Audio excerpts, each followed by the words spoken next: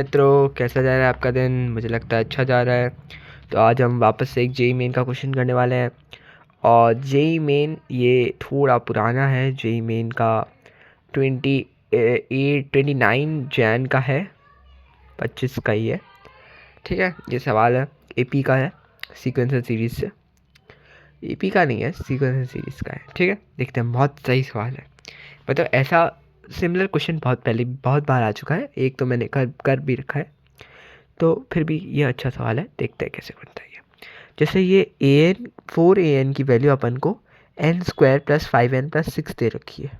ठीक है, देखिए तो an की वैल्यू क्या आ जाएगी? n² + 5n + 6 upon 4। ठीक है, अब sn की वैल्यू क्या आ जाएगी? Summation from k tends 1 to n 1 upon n² + 5n + 6 upon में 4।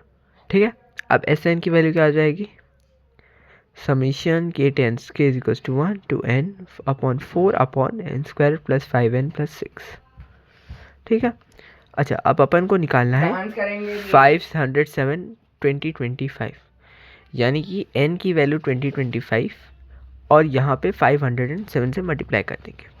ठीक है, तो अपन को निकालना है 507 s 2025। तो ये बन जाएगा समीशन k = 1 to 2025 और इधर बन जाएगा 4 टाइम्स ऑफ n² + 5n + 6। ठीक है, अब हम क्या कर सकते हैं? 4 को बाहर निकाल सकते हैं।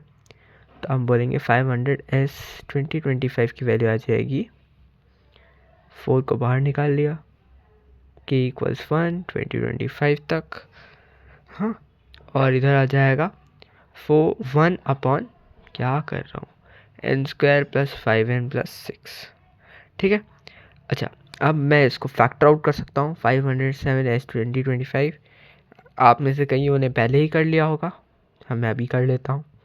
इसको फैक्टर कर लेते हैं 2025 से, फिर 1n + 2 + 3 में फैक्टर आउट हो जाएगा।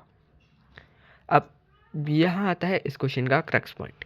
देखिए, अब मैंने ऐसे 2-4 और करा रखे हैं पहले, तो मेरे को अब समझ आता है कि करना इतना मुश्किल नहीं है जितना मैं सोचता था। तो अब मुझे 1 को इसके टर्म्स में, इन दोनों के टर्म्स में लिखना है, क्योंकि अगर मैं वो लिखूँगा तो समीशन और अच्छा हो जाएगा। क्योंकि अगर मैं आपको एक चीज़ बताऊँ तो n + 3 n + 2, क्योंकि इन दोनों का कॉमन डिफरेंस क्या है? 1 है। इन दोनों का डिफरेंस जो है वो 1 है, यानी कि जो पहले टर्म का ये आएगा, जो पहले टर्म का ये लास्ट टर्म आएगा, वही दूसरे टर्म का ये आएगा। इसीलिए दोनों के डिफरेंस के में लिखेंगे। समझ रहे हैं आप बात को? -n + 2, तो क्या हुआ? 3 - 2 1 होता है, अपन को पता ही है।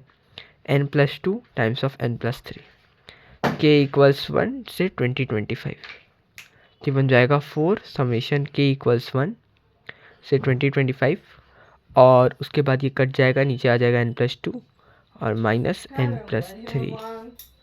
ठीक है, उसके बाद इसके बाद क्या करेंगे? अब जब ये हमने बना लिया है, जब दूसरे पेज पे शिफ्ट करना पड़ेगा। हाँ, तो अब मैं अगर इस सीरीज़ को खोलता जाऊँ तो इधर बचेगा 1/3 - 1/5 1/4 + 1/4 - 1/3 1/5, ऐसे करके चलता जाएगा। तो सब करते जाएंगे और 1 क्या बचेगा? सिर्फ 1/3 बचेगा। 1/3 बचेगा ना? हाँ, 1/3 बचेगा। और लास्ट वाला जो टर्म रहेगा वो बचेगा 1/2028। कैसा रहेगा ये? कैसा रहेगा? 1/2027 - 1/28, क्योंकि लास्ट 2025 है, +2 और +3। ठीक है, सब कटेगा, बस ये बचेगा। तो और हाँ, हम लोग को उसको 507 से मल्टीप्लाई भी करना है। यहाँ पे नहीं लिखा है क्या मैंने? देख, 507 से, क्योंकि अपन ने एस एन की वैल्यू निकाली है, S 2025 की। ठीक है, अब वापस से 4 टाइम्स ऑफ ये हो जाएगा 1/3 - 1/2028। ठीक है, 507 × 4 टाइम्स ऑफ ये हो जाएगा, ये कितने में आएगा? 2028 दोनों का आ जाएगा